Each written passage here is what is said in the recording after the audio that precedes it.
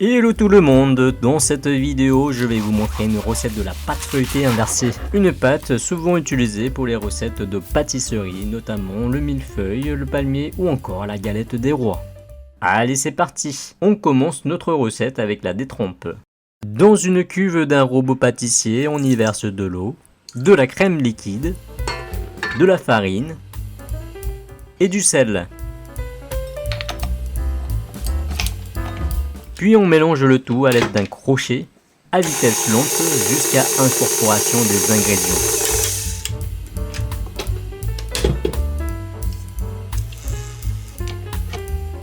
On finit par malaxer la pâte à la main pour éviter de rendre la pâte élastique et ainsi rendre l'étalage plus facile.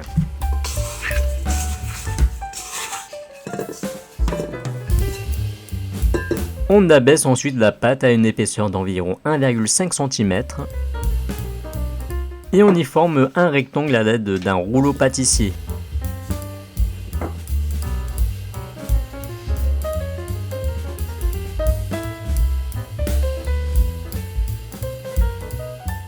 Avant de filmer au contact et d'envoyer au frigo pendant au moins 1 heure. On passe maintenant à la préparation du beurre manié. Pour cela, toujours dans une cuve d'un robot pâtissier, on ajoute le beurre mou coupé en petits morceaux, puis la farine, et on mélange à vitesse lente en utilisant la feuille. Ceci jusqu'à obtenir une pâte homogène.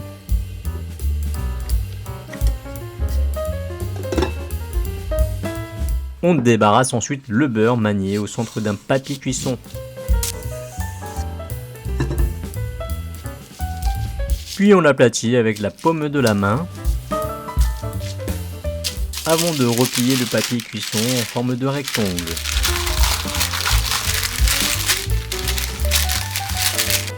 Et d'abaisser le beurre manié à l'aide d'un rouleau pâtissier. Ceci jusqu'à ce qu'il remplisse complètement le rectangle, tout en s'assurant d'avoir une épaisseur homogène. On envoie ensuite au frigo pour au moins 1 heure.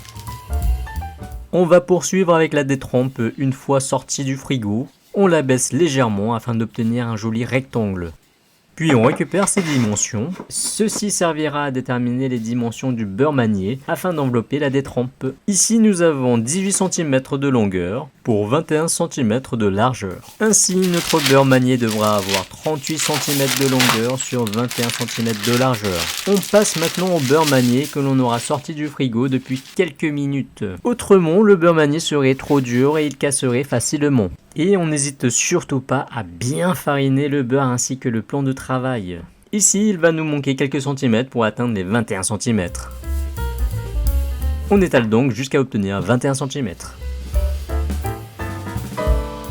On peut observer que le beurre est un peu plus étalé à cet endroit. Pour y remédier, on exerce une pression sur le rouleau afin d'obtenir un étalage uniforme.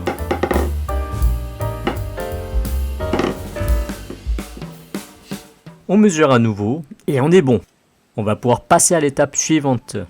On dépose la détrempe au milieu du beurre manié, tout en essayant de combler l'espace sur les coins de la détrempe.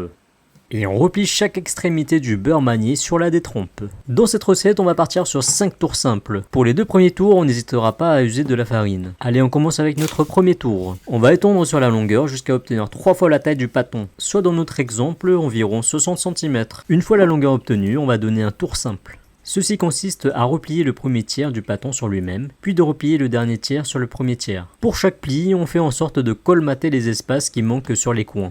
Enfin, on étale légèrement le pâton afin qu'il refroidisse plus rapidement. On filme au contact et on envoie au frigo pour au moins 1 heure.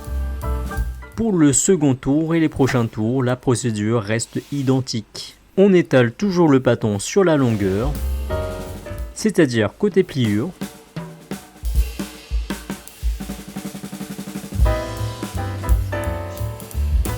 et ce jusqu'à obtenir 3 fois sa longueur.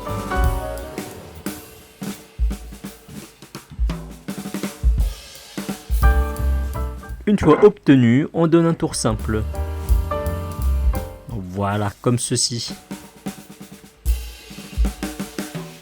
On farine si besoin et on étale légèrement le pâton.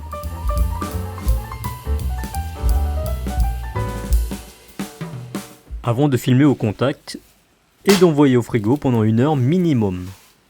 Allez, avance rapide, on passe directement au 5e tour. On remarquera ici que le pâton est bien lisse et ne nécessite plus autant d'être fariné. En règle générale, la plupart des recettes de pâtisserie utilisent des pâtes feuilletées nécessitant 5 tours. Il est néanmoins possible de donner moins de tours, mais on évitera de faire plus de 6 tours. En effet, plus il y a de tours, plus il y aura de couches et plus le feuilletage sera moins visible, voire sera écrasé. Vous trouverez un comparatif en fin de vidéo. Allez hop, au frigo une dernière fois pour au moins 1 heure. On va maintenant détailler le feuilletage. Pour cela, on commence par étaler sur la largeur la dimension souhaitée. Puis on étale sur la longueur. Si le pâton est encore trop élastique, on n'hésitera pas à laisser reposer plus longtemps au frigo. On s'assure que l'épaisseur soit bien homogène, idéalement à 4 mm. Et on découpe avec un couteau bien aiguisé ou un cutter notre pâte feuilletée qui servira à la pâtisserie. Lors de la découpe, la pâte feuilletée doit être bien froide et bien dure. Ceci afin d'éviter que le feuilletage ne soit écrasé. Afin de pouvoir vous montrer le résultat final de la pâte feuilletée, on finit notre vidéo avec la cuisson. On souhaite ici obtenir une feuilletée de 1 cm d'épaisseur avec une cuisson de 170 degrés au four pendant 40 à 45 minutes. Et voici le résultat obtenu pour 5 tours simples. On obtient un feuilletage moins visible mais plus solide. Ici 3 tours simples avec un feuilletage plus aéré mais plus fragile. Et voilà, ainsi s'achève notre vidéo. Merci de l'avoir suivi et à très bientôt.